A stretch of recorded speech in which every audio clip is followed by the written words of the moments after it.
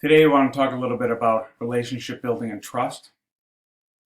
Because without trust in a school community, it's going to be hard to move a community forward.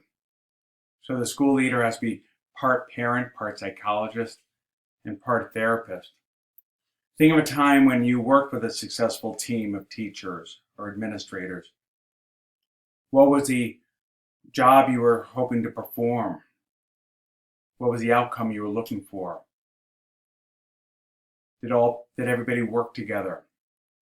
If there was a successful outcome, was it because everybody pulled their weight? Because everybody trusted the other person to do their job? That's when you know you have an effective team and really a effective sense of trust. One of the dysfunctions of a team is that lack of trust. And Patrick Lencioni writes about that in the 5 dysfunctions of a team. And I know a number of you are working on that book as we speak. But let's just look at that sense of lack of trust. What is trust? Reliance on the integrity, strength, ability of another person. Being able to rely on another person. The belief that someone or something is reliable, good, honest, effective. Again, relying that someone else is going to do their job and be effective. Trust and vulnerability. Are we able to be vulnerable with one another? You as a school leader, are you able to show your cards? Are you able to express your strengths as well as your weaknesses? Are you able to talk about your fears as well as your hopes and dreams? People that are afraid to admit the truths about themselves will often hold things back, especially when a school community is trying to move forward. The absence of trust leads to, people concealing their weaknesses.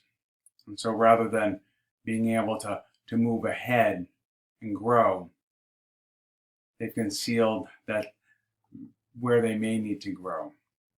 They hesitate to ask for help. And because of that, they don't really offer constructive criticism to others as well. They can stay to themselves.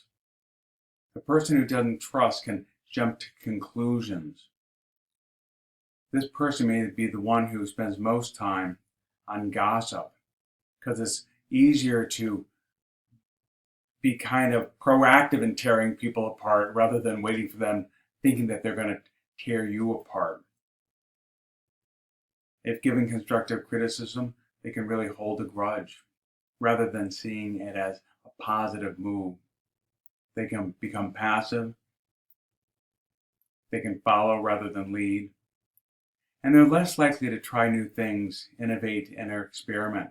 So if you are a school leader hoping to move a school into the future, the person who does not trust may be the one who lags behind.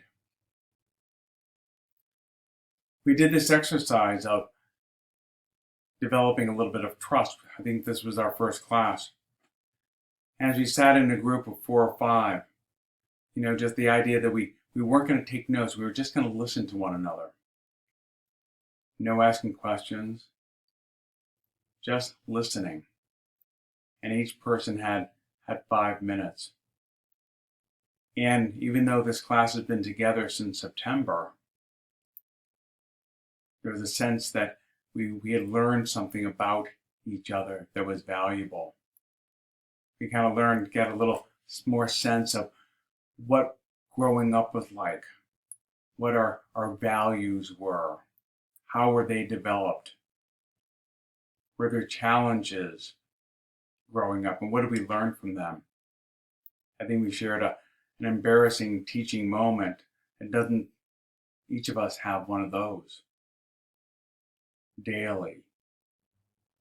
The other part is how to share one's life, to trust, but also to know that there are boundaries, that we don't have to get too personal.